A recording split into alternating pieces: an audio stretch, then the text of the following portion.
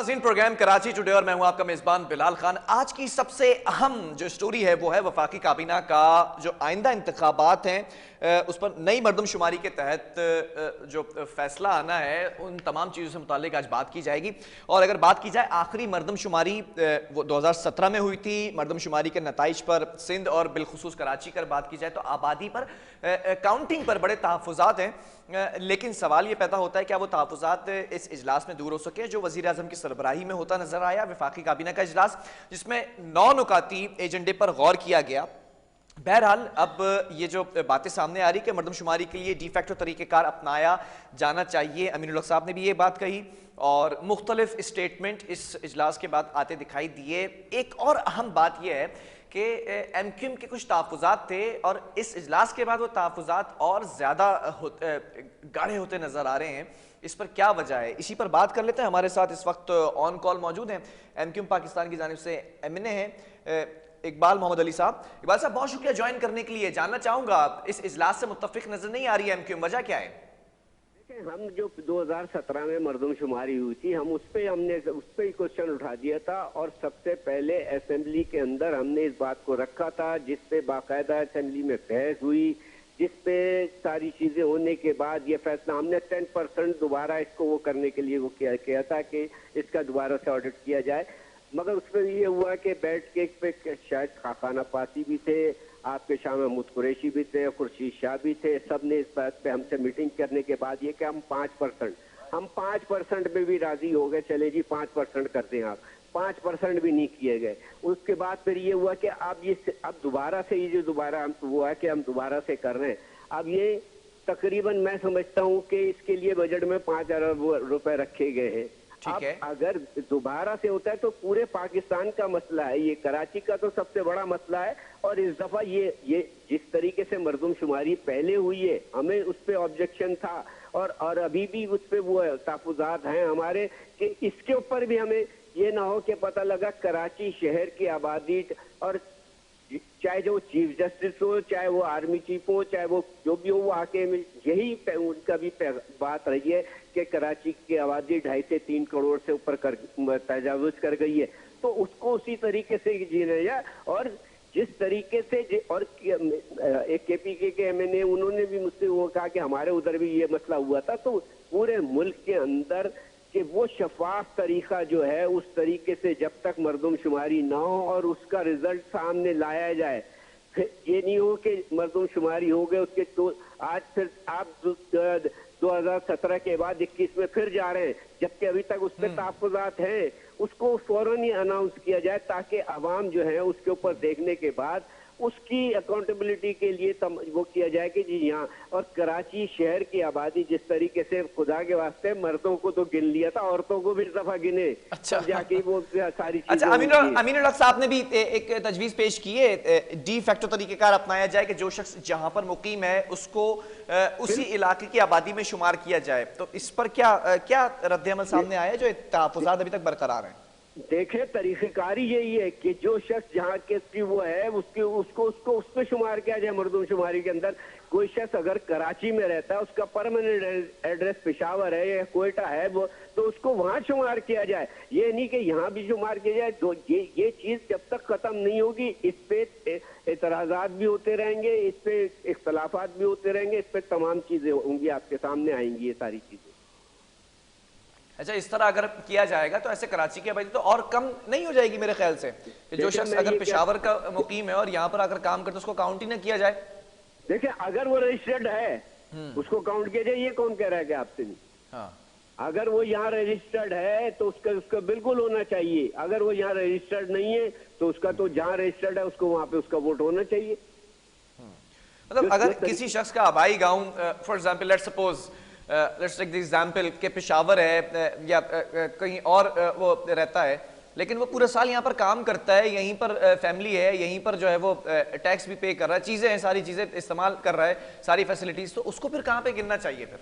तो उस फैसिलिटीज के अंदर आया, उसने अपना वोटर लिस्ट में यहाँ नाम इंदराज कराया तो उसका 100% उसका वोट होना चाहिए। बिल्कुल नहीं तो हुआ क्या? एमक्यूएम इत्तेहादी भी है, एमक्यूएम आवाज भी उठाती रही, तहफ़्फ़ुज़ात का इजहार तो काफी अरसे दराज से किया जाता रहा है, सुनी क्यों नहीं गई फिर एमक्यूएम की? देखें, हम यही तो कह रहे हैं, और पिटीशन अभी तक सुप्रीम कोर्ट में पड़ी है भाई मेरे।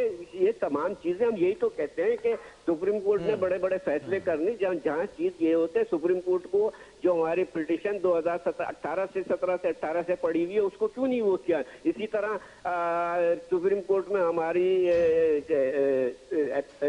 अपील पड़ी हुई है लोकल बॉडी एक्ट की 140A के तहत के लोकल बॉडीज इलेक्शन करा जाए, वो भी नहीं है। तो कम से कम इन चीजों को खुद हुकूमत को सोचना चाहिए। सुप्रीम कोर्ट के इसके ऊपर है, वो उसको लेके उसको क्लियर कर देते। अभी तक तो ये मामला हो भी जाता मेरे ख्याल से। अच्छा, एक सवाल है, बारहा मैंने प्रोग्राम्स किए तो उसके ऊपर भी ये चीज़ें सामने आती रही मुख्तलिफ सियासी रहनुमाओं की जानिब से कि कराची की आबादी 3 करोड़ से भी ज़्यादा है, तजावज़ कर चुकी है, गिना इसको हाफ गया है, जैसे आपने भी कहा कि मर्दों को गिना गया, औरतों को नहीं।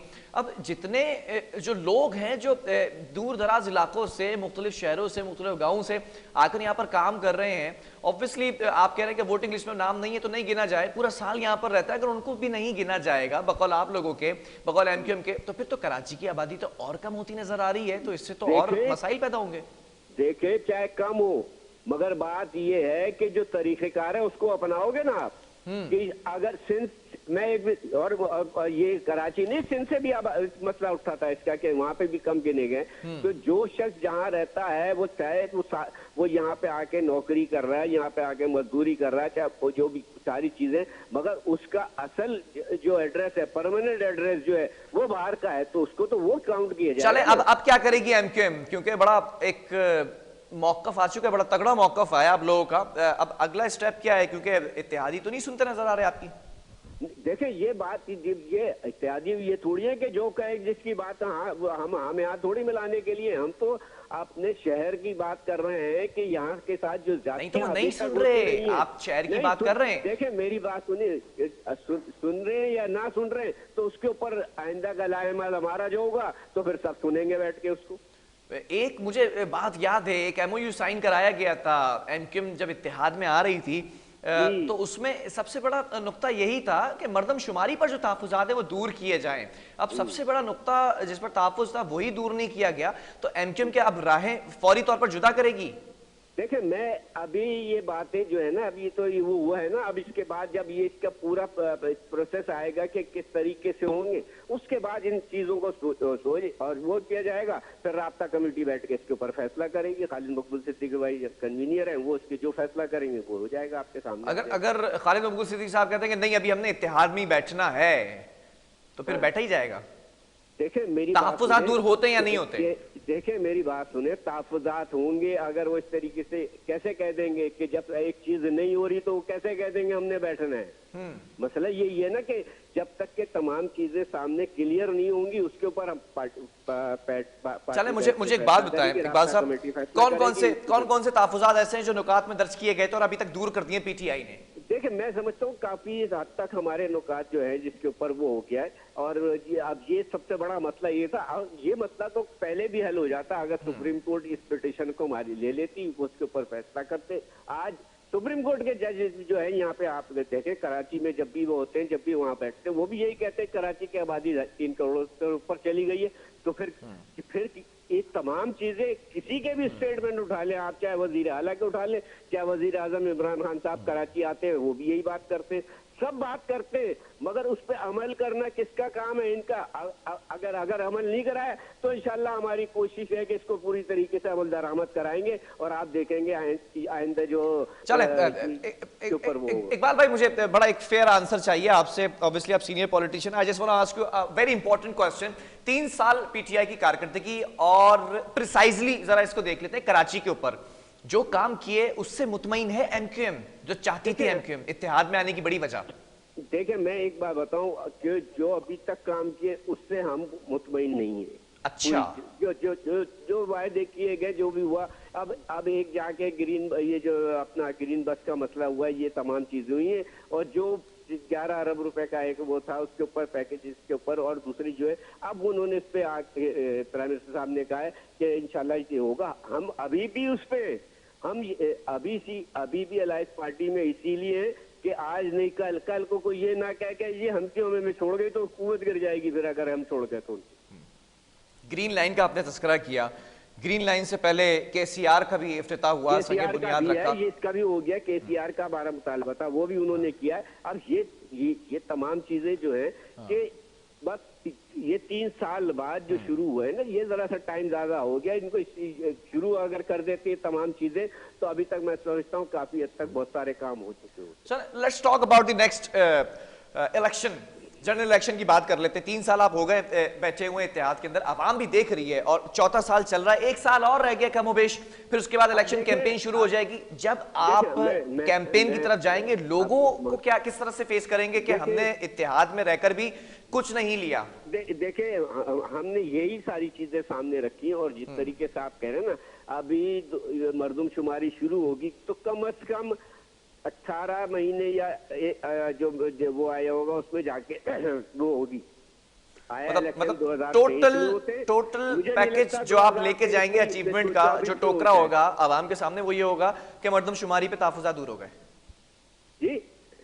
जो पूरा पैकेज आप लेकर जाएंगे अपनी कारकर्दगी का इत्तेहादी होने के हैसियत से, वो अचीवमेंट ये होगी कि सिर्फ मर्दमशुमारी पे तहफ़्फ़ुज़ात दूर किए, कराची के लिए कुछ नहीं किया। नहीं, कराची के लिए जो हमें फंड दिए उन्होंने, हम इस पे वो नहीं कर रहे हैं। हमें फंड दिए और हमने इलाकों में काम कराए, जाके देखें। आपका मीडिया हमारे साथ होता है, जो भी होता है, जहाँ जहाँ हमारे हल्के हमने काम कराए, दूसरे उन्होंने भी काम कराए। मगर जो मेन मसाइल जो है, वाटर पानी का मसला है, K4 का मसला है, ये तमाम मसाइल जो है ना, इसके ऊपर अभी तक कोई। अच्छा चले, मैं एक सिचुएशन रखता हूँ इकबाल भाई, जरा सा उसके ऊपर मुझे फौरी कमेंट चाहिए।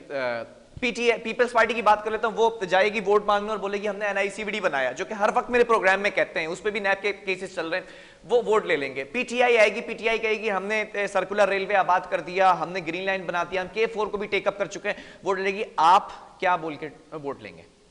उनसे ये पूछे, कर दिया वाली बात है ना, करके और करोगे तो करेंगे ना। हमारे पास भी तो चीजें है ना कि आपने बल्दियाती निजाम क्यों नहीं अभी तक 140A को क्यों नहीं अभी तक इम्प्लीमेंट कराया आपने? ठीक है, ये तमाम चीजें जो सामने है उसके ऊपर वो करेंगे। और इंशाअल्लाह ताला अभी आप देख ले कि जितने भी जो हमारे मुतालबात थे, मिसिंग पर्सन के थे, वो भी किसी हद तक हल हुए।